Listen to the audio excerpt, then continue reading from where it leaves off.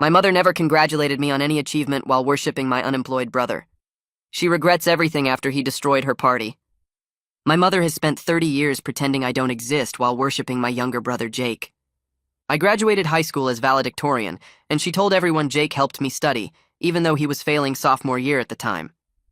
I got a full scholarship to engineering school, and she said it was probably a diversity quota they needed to fill. When I graduated magna cum laude, she didn't come to the ceremony because Jake had a football game where he sat on the bench the entire time. She took 300 photos of him in his uniform on the bench and posted them everywhere, talking about her athletic son. When I got my first job at an aerospace company, she told people I was doing basic data entry while Jake was finding himself. Jake was actually unemployed and living in her basement, playing video games all day. When I designed a component that went into satellites, she said it was probably a team effort where I got lucky to be included.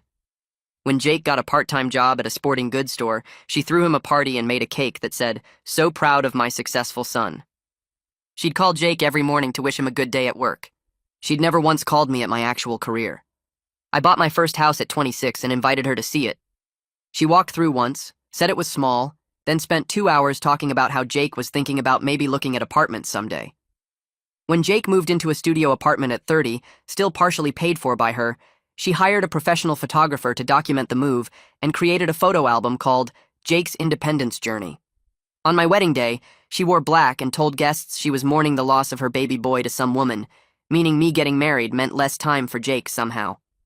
She gave a speech entirely about Jake's future wedding and how beautiful it would be. My wife was sitting right there in her wedding dress while my mother planned another wedding for her favorite son, who wasn't even dating anyone.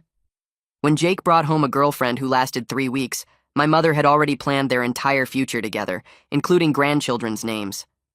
When my wife actually got pregnant, my mother asked if we were sure we were ready for that responsibility. We were 32 with stable careers and a house. Jake was 35, still working retail, still taking money from her, but she said he'd be such a wonderful father someday. My son was born, and my mother visited once, held him for 5 minutes, said he looked nothing like our side of the family, then left to go to Jake's apartment because he was feeling lonely. When Jake's girlfriend's sister had a baby, my mother babysat every week and called herself surrogate grandma. She'd never once offered to babysit her actual grandchild. I got promoted to lead engineer on a government contract worth millions. My mother's response was to ask if that meant I'd have less time to help Jake with his resume. Jake hadn't updated his resume in 5 years. When Jake got promoted to shift supervisor at the sporting goods store, my mother rented a billboard. An actual billboard on the highway announcing Jake's promotion. It cost her $3,000. She'd never even acknowledged my promotions. The pattern continued for years. I'd achieve something, she'd ignore it or diminish it. Jake would do the bare minimum, she'd throw a parade. I started a consulting firm that grew to 12 employees. She told people I was playing with computers.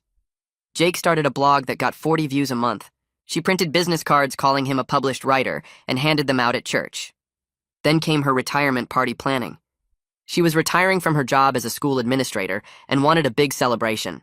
She put Jake in charge of planning even though he'd never planned anything in his life. She told everyone Jake was organizing this amazing event for her.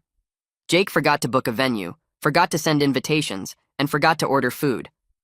3 days before the party, he called me panicking. He wanted me to fix everything but not tell Mom because she'd be disappointed in him. I said no. He called me selfish and said I was ruining Mom's special day. The day of the party, about 15 people showed up to Mom's backyard because Jake had only remembered to text some people that morning. No decorations, no food except chips Jake bought at a gas station, no music because Jake forgot speakers. My mother stood there trying to smile while people awkwardly stood around, wondering what was happening. Then she saw my car pull up next door. I was having a celebration at my house for my company's 5th anniversary. I'd rented tents, hired catering, had a DJ, invited 60 people, including all my employees and their families. My mother could see everything from her backyard. The smell of professional barbecue drifted over. The music was perfectly audible. The laughter and celebration were obvious. She walked over and demanded that I combine the parties to save her embarrassment. I said this was a corporate event that had been planned for months. She said I'd deliberately scheduled it to upstage her. I showed her the emails from 3 months ago, proving the date was set long before she'd announced her retirement. She asked why I hadn't told her. I said she'd never asked about my business because she was too busy promoting Jake's non-existent writing career. Jake came over and tried to grab food from my catering table, saying it was for Mom's party. I stepped between Jake and the catering table. This was my company event, not his backup plan. He reached around me anyway, trying to grab a plate. I told the catering staff not to serve anyone from next door. Jake's face went red. He said Mom's guests were hungry, and I was being selfish, like always. The head caterer looked at me, waiting for direction. I repeated that this was a private corporate event. Jake started yelling about how I always thought I was better than him. His voice carried across both yards. People from my party turned to look. People from Mom's sad gathering in her backyard stopped their awkward standing around to watch. My wife appeared next to me. She told Jake calmly that he needed to leave our property. 3 of my employees moved closer, not threatening, but clearly backing me up. Jake looked around at them and his voice got louder. He said I'd always looked down on him, always had to show off how successful I was. I pointed out that he literally came over here to steal food because he forgot to order any for the party he was supposed to plan. Mom came storming across from her yard. She demanded to know why I was making a scene and embarrassing her in front of everyone. I stayed calm. I told her she was the one making a scene at someone else's event. Her party failed because Jake had weeks to plan it and forgot everything. She ignored that completely. She said I should have offered to help Jake since I was so good at planning things. The irony didn't even register on her face. She'd just admitted I was good at something while accusing me of not helping enough. My wife pulled out her phone and started recording. Mom kept going, listing all the ways I'd failed to support Jake over the years. How I never helped him with his resume. How I never was invited him to company events. How I focused on my own success instead of lifting up my family. The catering staff and my employees were all watching now. Mom's guests had moved closer to the fence between our yards. Everyone could hear everything. I asked her to name one achievement of mine she'd ever acknowledged. Just one. Right here in front of all these witnesses. She opened her mouth and nothing came out. She looked around at the people watching. She said I'd always been self-sufficient and didn't need her support like Jake did. That was her answer. That I didn't need her. 30 years of dismissing everything I accomplished, and her excuse was that I didn't need recognition. I asked if she understood what she just said. She looked confused. I told her that needing support and deserving recognition were 2 different things. She'd given Jake both while giving me neither. Alyssa Koch walked over from Mom's yard. She was one of Mom's oldest friends, someone who'd been around since I was a kid. She put her hand on Mom's arm gently. She told Mom that maybe she should look at what was actually happening here. The contrast between the 2 events was visible to everyone. My professionally catered celebration with 60 happy guests versus Mom's empty backyard with gas station chips and 15 uncomfortable people. Alyssa said she'd been worried about this dynamic for years, but never knew how to bring it up. Mom jerked her arm away. She accused Alyssa of taking sides against her. Alyssa didn't back down. She said real friends tell hard truths. Several of Mom's other guests were watching from her yard now. They looked uncomfortable. Some were whispering to each other. Mom's voice got shrill. She told Alyssa she didn't need this kind of friend. Alyssa said that was Mom's choice to make, but the favoritism was real, and everyone had seen it for years. Mom turned back to me. She said I was cruel and vindictive. I told her I was done pretending her favoritism didn't exist. I wouldn't be available for family events until she could acknowledge what she'd done. She started crying. She said I was abandoning her during her retirement celebration. I pointed out that Jake was supposed to give her that celebration. He'd failed completely. She'd put him in charge of the one thing that mattered to her, and he'd forgotten everything. That wasn't my fault. Jake jumped back in. He said I'd always been jealous of his relationship with Mom. I actually laughed. I asked him if he genuinely believed that, or if he was just scared of what happened when the safety net disappeared. He looked confused. I told him he was 35 years old and still taking monthly checks from Mom. Still having his car insurance paid, still getting bailed out every time he struggled. He said family was supposed to help each other. I said help was supposed to go both ways. I'd never gotten help. I'd never gotten recognition. I'd built everything myself while watching Mom throw parades for his part-time job. My wife touched my arm. She suggested we go back to our guests and let Mom's party continue as planned. She was right. This wasn't accomplishing anything. We turned and walked back toward our celebration. Behind us, I heard Mom crying. I heard some of her guests trying to comfort her. But I also heard Alyssa's voice clearer than the others, saying that maybe this needed to happen. That sometimes people needed to hear hard truths before they could change. The music from my party started up again. The DJ had paused it during the confrontation. Now the sound of celebration filled the air again, drifting over to Mom's quiet, failed gathering next door. The party kept going behind me. I heard the DJ start the music back up. People laughed and talked like nothing happened. My employees and their families went back to eating and celebrating. But I couldn't shake what just happened. I stood near the catering table watching Mom's yard next door. Her guests were leaving. Most of them looked uncomfortable. They hugged her quickly and walked to their cars. Jake stood by himself near the gas station chip bags. He kept looking over at my party. Mom sat in a lawn chair with her face in her hands. Alyssa sat next to her talking quietly. I felt someone touch my shoulder. Evan stood there holding 2 bottles of water. He handed me one. We walked away from the crowd toward the side of my house where it was quieter. He didn't say anything at first, just stood there looking at Mom's empty yard. Then he told me he was proud of how I handled everything. I started to brush it off, but he stopped me. He said setting boundaries with family was one of the hardest things anyone could do. Most people spent their whole lives avoiding it because confrontation felt worse than the pain of being dismissed. He told me his dad cut off his own brother for 10 years over something similar. His uncle always borrowed money and never paid it back. Always had excuses, always made his dad feel guilty for not helping more. Finally, his dad said no more. The family called him selfish, said he was abandoning his brother. But his dad held firm, and eventually his uncle had to figure things out on his own. They reconnected years later, and the relationship was better because it had real boundaries. I asked if his uncle ever apologized. Evan shook his head. He said some people never apologize, but they do change their behavior when they realize the old patterns don't work anymore. We walked back to the party. My wife found me near the tent. She squeezed my hand and asked if I was okay. I nodded. The party went until almost 8. People thanked me for hosting. My employees talked about how much the company had grown, how proud they were to work there. Several of them mentioned they'd seen what happened with Mom. They didn't bring it up directly, but I could tell they understood. After everyone left, the catering staff cleaned up. The DJ packed his equipment.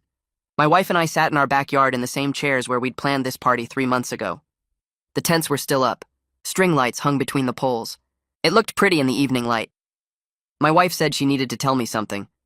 She'd watched Mom dismiss me for 8 years, since before we got married.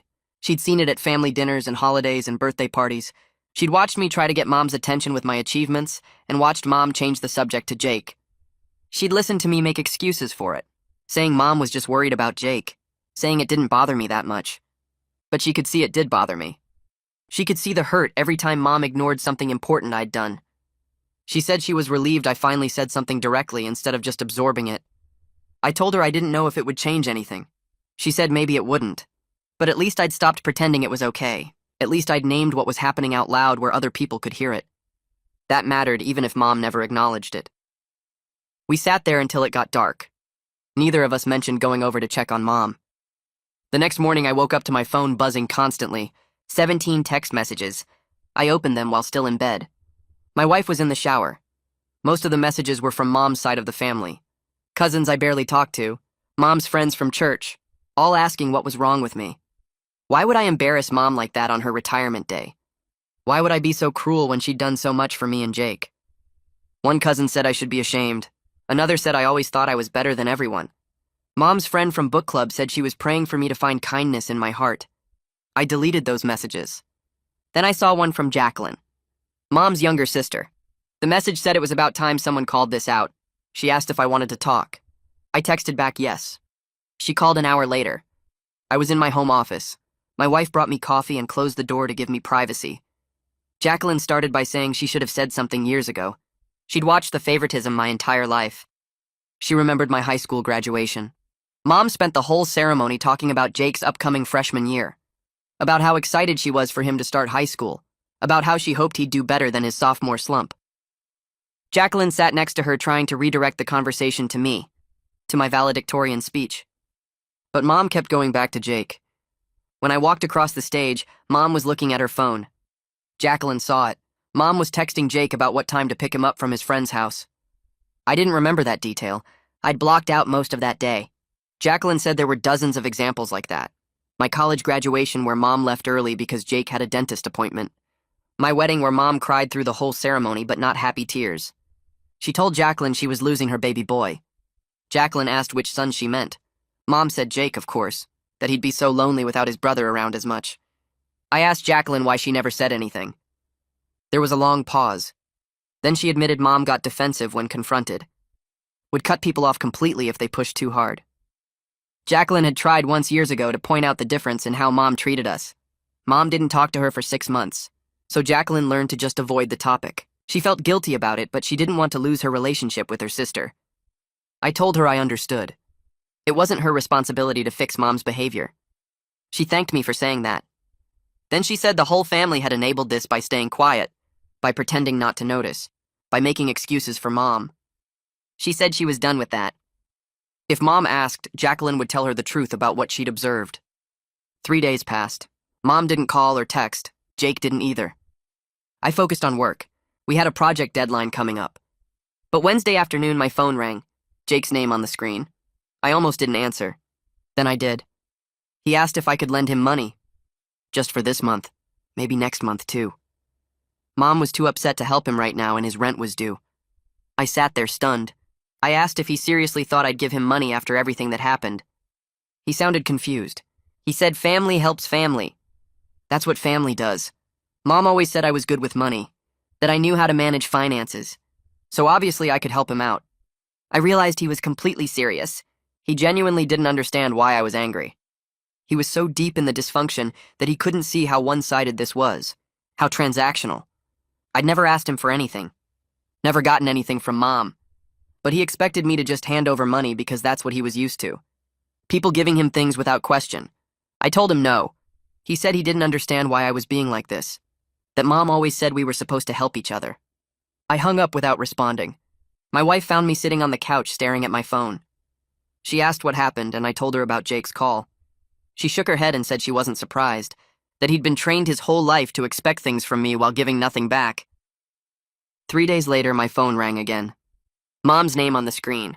I almost let it go to voicemail, but something made me answer. She started talking immediately about how she'd been thinking about everything, how she wanted to explain her side.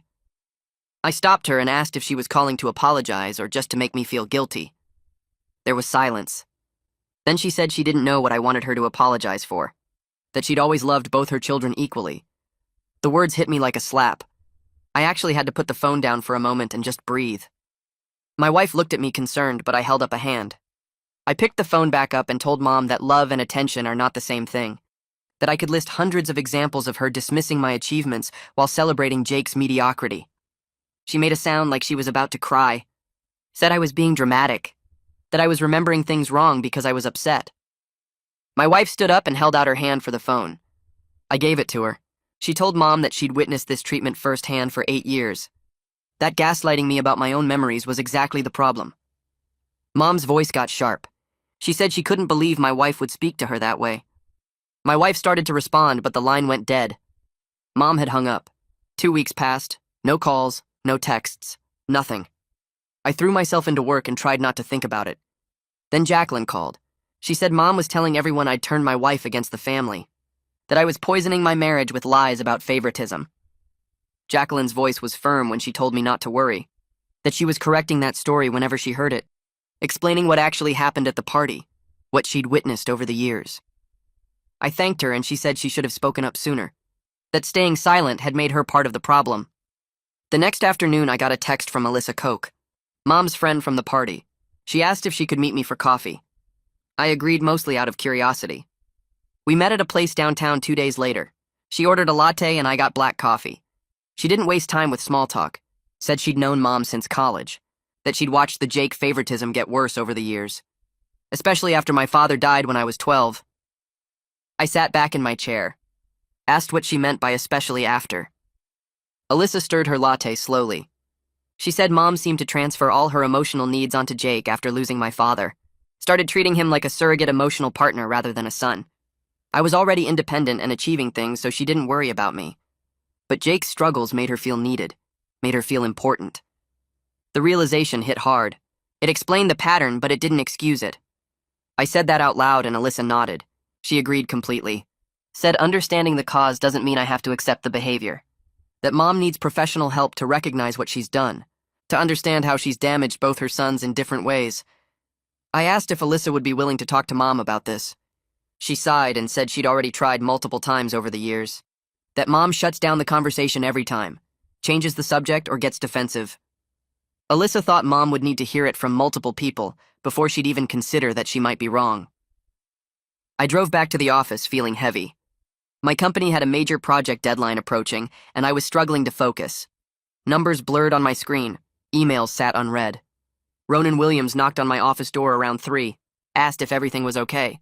I looked at him and something in his expression made me tell him. I gave him a brief overview of the family situation, the party, the confrontation, the phone calls. He listened without interrupting. Then he sat down in the chair across from my desk. Said he'd cut off his own parents 5 years ago due to similar favoritism toward his sister. That setting that boundary was the best decision he ever made for his mental health. He leaned forward with his elbows on his knees. Warned me that family would pressure me to reconcile before Mom had actually changed, that they'd want me to restore comfortable dysfunction rather than demand real growth. I asked how he handled that pressure. He said he stopped explaining himself, stopped defending his decision, just repeated that he was open to reconciliation when real change happened, and left it at that. The conversation with Ronan stuck with me as I drove home that evening. His words about family pressure kept playing in my head. I pulled into my driveway and sat there for a minute, staring at the steering wheel. My phone buzzed. A text from an unknown number. I opened it and saw Jake's name at the bottom. He'd gotten my work number from Mom, apparently. The message asked if we could talk. I didn't respond right away. I went inside and found my wife in the kitchen making dinner. She took one look at my face and asked what happened. I told her about Ronan's story and Jake's text. She wiped her hands on a towel and said maybe talking to Jake wasn't a bad idea, but I should set clear boundaries first. I texted back that he could come to my office tomorrow during lunch. He responded immediately with a thumbs-up emoji. The next morning, I got to work early and told the receptionist that my brother might stop by around noon. She looked surprised and said she didn't know I had a brother. I realized Jake had never visited my office in the 5 years since I'd started the company. He'd never seen where I worked or what I actually did all day. Mom had been to the office exactly once for about 10 minutes and spent the whole time on the phone with Jake about his shift schedule. At 11:30, the receptionist buzzed my desk and said Jake was here. I walked out to the lobby and found him standing there looking uncomfortable in jeans and his sporting goods store polo shirt. He'd clearly come straight from work. I led him back to a conference room and closed the door. He sat down and immediately his face crumpled. He started crying before I could even say anything. His shoulders shook and he put his head in his hands. I grabbed a box of tissues from the credenza and pushed it across the table. He took several and wiped his face, but the tears kept coming. He said everything was falling apart. Mom wasn't answering his calls. His rent was due in a week. His car was making a weird noise he couldn't afford to fix. He didn't know what to do. I sat there watching him fall apart and felt this weird mix of feelings. Part of me wanted to help because he was my brother, and he was clearly struggling. But another part of me was angry that he was 35 years old and completely unable to handle basic adult problems. I asked him how much money he made at the store. He told me about $1,400 a month after taxes. I asked about his expenses. He started listing them and I grabbed a notepad to write everything down. Rent was $800. His car payment was $250. Insurance was another $100. Phone bill was $80. He stopped there and looked at me. I asked about food and gas and other basic stuff. He got quiet. Then he admitted that Mom had been giving him money every month to cover those things. I asked how much. He said it varied, but usually around $1,500. I put my pen down and stared at him. That was more than his entire paycheck from the store. He'd been living almost entirely on Mom's money for years. I asked how long this had been going on. He looked at the table and said about 10 years, maybe longer. He'd never really kept track. My mind was spinning. 10 years of $1,500 a month was $180,000. Mom had given him nearly $200,000 while telling everyone I was selfish for not helping him more. I asked if she paid for anything else. He nodded and said she covered his car insurance and phone bill directly. Those were in her name. He'd never had to pay them himself. I leaned back in my chair and tried to process this. Jake had never actually supported himself, not once in his entire adult life. The sporting goods job was basically just something to do during the day. It didn't actually fund his life. Mom did that. I told him he needed to learn to live on what he earned. He looked panicked and said he couldn't. The numbers didn't work. His rent alone was more than half his paycheck. I said then he needed to find a cheaper place or get a better job or both. He started crying again and said he couldn't handle this. I felt my frustration building, but I tried to keep my voice steady. I told him I'd help him figure out a budget and look at his options, but only if he could acknowledge something first. He looked up at me with red eyes. I said he needed to admit that Mom's favoritism was real and that it had been harmful. Not just to me, but to him too. He was 35 and completely unable to function as an independent adult because she'd enabled him his whole life. He started to argue and said Mom just paid more attention to him because I was always busy with my own stuff. He thought I preferred it that way since I never seemed to need help.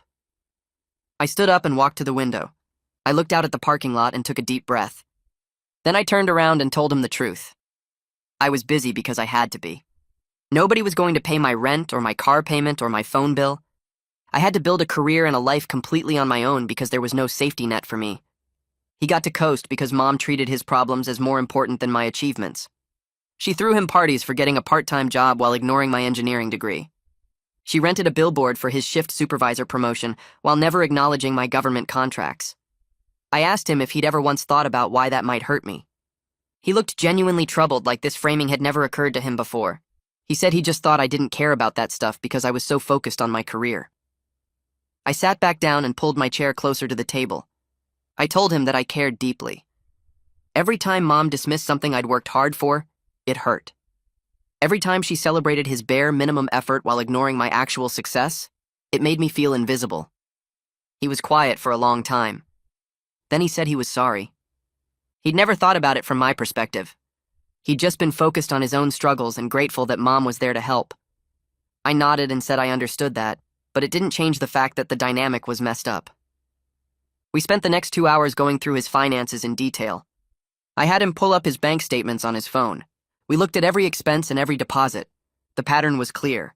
Mom's transfers came in like clockwork on the first of every month. $1,500, sometimes more if he'd mentioned needing something specific. His paychecks from the store barely registered compared to her support. I showed him what his actual income was versus his expenses. The gap was obvious. He couldn't afford his current lifestyle on his own, not even close. I suggested he start by finding a roommate to split rent. He could probably cut his housing cost in half.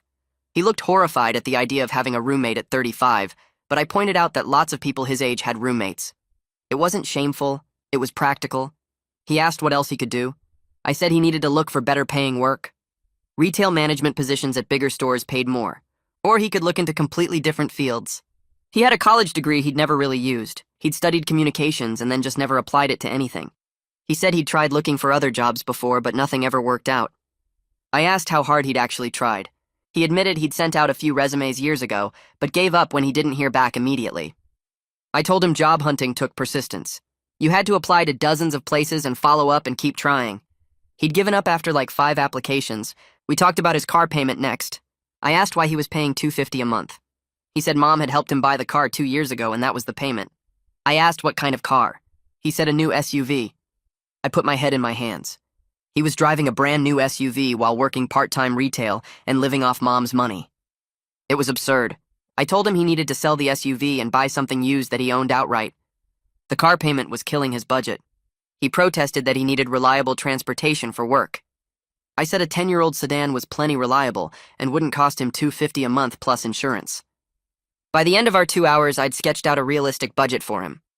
Cheaper apartment with a roommate, used car with no payment, basic phone plan instead of unlimited everything. He could actually live on his store income if he made these changes. But he looked terrified. He kept saying he didn't know if he could do it. I told him he didn't have a choice.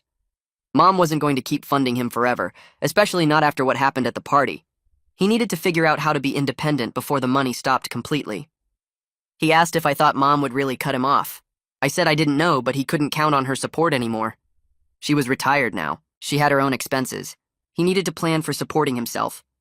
He left my office looking shell-shocked. I watched him walk to his SUV in the parking lot and drive away. I felt drained. The next few weeks were quiet. Jake didn't call or text. Mom didn't reach out either. I focused on work and tried not to think about the family mess. Then 3 weeks after the party, my phone rang during a project meeting. It was Mom. I stepped out of the conference room to take the call. She sounded off. Her voice was tight and strained. She said she'd been having chest pains and needed someone to take her to the doctor. My first thought was to ask where Jake was. She went quiet for a second. Then she admitted she hadn't told him. She said he got too worried about medical stuff and she didn't want to stress him out. I felt anger flash through me. Even in a health crisis, she was protecting Jake from stress while expecting me to handle the actual problem. I told her she needed to call Jake first. If he couldn't help, then I'd consider it, but I wasn't going to keep being the reliable backup she never acknowledged. She was stunned. She started crying and said she never realized I felt this way. I reminded her that I'd literally told her this at the party 2 weeks ago, and she'd called me dramatic. Her sudden realization felt awfully convenient given that she needed something from me right now. She kept crying and saying she was scared and didn't know what to do. I felt my resolve weakening, but I held firm. I told her to call Jake and tell him what was happening. She said okay in this small voice and hung up. I stood in the hallway staring at my phone. My wife called 5 minutes later. Mom had called her. I could hear Mom crying in the background. My wife said we should take her to the doctor because it was a health issue and that was the right thing to do, but she made it clear this didn't mean the larger problems were resolved. I heard my wife tell Mom this directly. Mom agreed, sounding small and scared in a way I'd never heard before. I drove Mom to the medical center with my wife in the back seat. The building was gray concrete with those big glass doors that always felt too heavy. Mom walked slowly through the parking lot, one hand pressed against her chest like she was holding something in place. The receptionist checked her in, and we sat in the waiting room with its mint green walls and magazines nobody ever read. Mom kept her purse clutched in her lap and stared at the fish tank in the corner. After 20 minutes, a nurse called her name, and we followed her down a hallway that smelled like antiseptic and floor polish. The exam room was small with a paper-covered table and posters about heart health on the walls. The doctor came in 15 minutes later, a woman in her 50s with reading glasses on a chain. She reviewed the test results on her computer screen and told Mom the chest pains were anxiety-related, not cardiac. Mom's shoulders dropped with relief. The doctor asked about recent stress in her life, and Mom immediately started talking about her retirement party. She described how she'd been looking forward to this celebration for months, and how her oldest son had scheduled a competing event right next door on the same day. She said I'd rented tents and hired catering and invited dozens of people, all to deliberately upstage her special moment. She said the stress of being humiliated in front of her friends and neighbors had been overwhelming. The doctor nodded and took notes while Mom painted this picture of me as some vindictive son who'd plotted to ruin her retirement. I sat there listening to her rewrite what actually happened and felt my jaw tighten. When Mom paused for breath, I spoke up and corrected the story. I explained that my company event had been planned 3 months in advance with dated emails to prove it. I told the doctor about Jake forgetting to book a venue or order food or send invitations. I mentioned the 30 years of favoritism where Mom celebrated Jake's retail job with a highway billboard but never acknowledged my government contracts. I described how she'd called Jake every morning about his part-time work but never once called me about my actual career. Mom's face went red and she stared at her hands while I laid out the pattern for the doctor. The doctor stopped writing and looked between us with this knowing expression. She said family dynamics often showed up as physical symptoms and that unresolved stress could definitely cause chest pain. Mom tried to interrupt, but the doctor kept talking. She said Mom might benefit from speaking with someone about family stress and retirement adjustment. Mom dismissed this immediately and said she just needed some medication for the anxiety. The doctor was firm and said anxiety this severe needed to be addressed, not just medicated. She wrote a prescription, but also gave Mom a referral to a therapist and said she strongly recommended following up. Mom took both papers and folded them into her purse without looking at them. We walked back to the car in silence. Mom got in the front seat and stared straight ahead while I started the engine. My wife sat in back and didn't say anything either. I pulled out of the parking lot and headed toward Mom's house. 10 minutes into the drive, Mom suddenly asked why I never told her I was unhappy. Her voice was quiet and confused, like she genuinely didn't understand. I reminded her about the conversation at my wedding 8 years ago when I'd asked why she wore black. I reminded her about the dinner 3 years ago when I'd brought up how she never acknowledged my promotions. I reminded her about the time 5 years ago when I'd asked why she never wanted to babysit her actual grandchild. Each time I'd tried to bring it up, she'd either changed the subject or told me I was being too sensitive. Mom insisted she didn't remember any of those conversations. She sounded almost panicked about it, like I was making things up. My wife leaned forward from the back seat and said she'd been there for at least 3 of those conversations. She confirmed that Mom had shut down the discussion every single time. She said she'd watched Mom redirect to talking about Jake whenever I tried to express how the favoritism made me feel. Mom went quiet again, and I realized something that made my chest hurt. She genuinely blocked those conversations out because remembering them would mean admitting she'd failed me. It was easier to forget than to face what she'd done. I pulled up to a red light and looked over at her. I told her I loved her, but I couldn't keep having a relationship where my feelings got erased. She needed to actually work on recognizing the favoritism and changing the pattern, not just wait for me to get over being upset. Mom asked what I wanted her to do, and her voice cracked on the last word. I told her to start by calling Jake and telling him about her doctor's appointment instead of hiding it from him. She needed to stop protecting him from reality and treating me like the only competent one while never acknowledging that competence. She needed to stop expecting me to be the reliable backup who fixed everything while Jake got all the celebration for doing nothing. Mom nodded slowly and wiped her eyes with a tissue from her purse. I drove the rest of the way to her house and walked her to the door. She went inside without saying anything else, and I stood on her porch for a minute before going back to the car. My wife squeezed my shoulder when I got in and we drove home. 4 weeks after the party, Jacqueline called and asked if we'd come to dinner at her house. She said she was inviting Mom and Jake too, and wanted to talk through things with everyone present. She positioned it as a chance to have a real conversation with a neutral family member there who cared about all of us. I agreed, even though my stomach twisted at the thought of sitting at a table with Mom and Jake. The dinner was on a Saturday evening, and we arrived at Jacqueline's house at 6. She lived in a ranch-style home with a big dining room table that could seat 8 people. Mom was already there, sitting in one of the chairs with her hands folded. Jake showed up 10 minutes later looking nervous. Jacqueline served pot roast and mashed potatoes, and we all sat down. Nobody said much at first. Everyone was careful about what they talked about, like we were walking through a room full of broken glass. Jacqueline finally put down her fork and said she'd watched this dynamic play out for decades. She said both of her nephews had been hurt by it in different ways. I'd been hurt through constant dismissal, and Jake had been hurt through being enabled into helplessness. Mom's face went tight and she started to argue, but Jacqueline didn't back down. She listed specific examples in this calm, steady voice. The billboard for Jake's shift supervisor promotion versus no acknowledgement of my government contract. The professional photographer for Jake's studio apartment versus the single visit to my first house when I was 26. The album with Jake's studio photos that cost her almost $2,000. The 5-minute hospital visit after my son was born versus the weekly babysitting for a girlfriend's sister's baby. Jake shifted in his chair and his fork scraped against the plate. His face got red, and he looked down at the pot roast like it was the most interesting thing in the room. Jacqueline kept going and listed the billboard on the highway for his shift supervisor job, while my government contract didn't even get a phone call. Jake put his fork down and his hands went flat on the table. He said he didn't ask for any of that stuff. His voice came out quiet and defensive at the same time. Jacqueline looked at him with this gentle expression that somehow made her next words hit harder. She pointed out that he accepted everything without question and never once suggested Mom should acknowledge me equally. Not once in 30 years.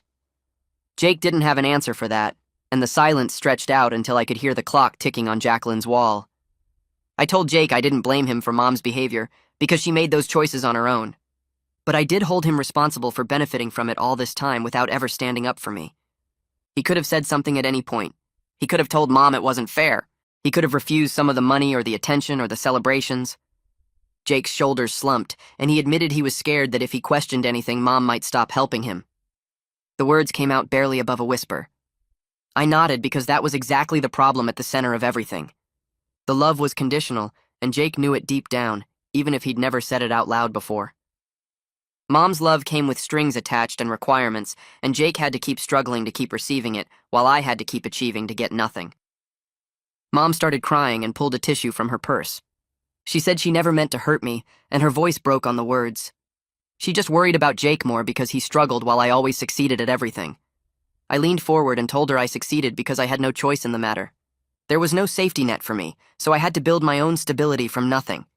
Every achievement she dismissed was something I accomplished alone without help or encouragement or even basic acknowledgement. Jake had cushions everywhere to catch him, but I was walking a tightrope with no net, and she acted like that was easy. Jacqueline asked Mom if she could see how unfair that was. How treating one child's struggles as more important than the other child's achievements created anger and damaged both relationships. Not just mine with Mom, but also mine with Jake. Mom nodded slowly and wiped her eyes with the tissue. Her mascara left dark smudges under her eyes. For the first time, she seemed to actually understand instead of just defending herself or making excuses. She wasn't arguing back or trying to rewrite history.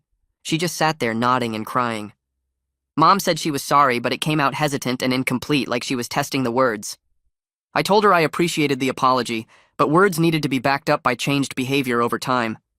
Not just this one conversation where she felt cornered by Jacqueline laying out decades of proof. She needed to actually work on treating us differently going forward. Mom nodded again and stared at her plate. Jake surprised everyone by speaking up and saying he wanted to try being actually independent without Mom's monthly money. Mom's head snapped up and she immediately protested that he couldn't afford it. Her voice got loud and panicked. Jake pointed out that this reaction was exactly the problem.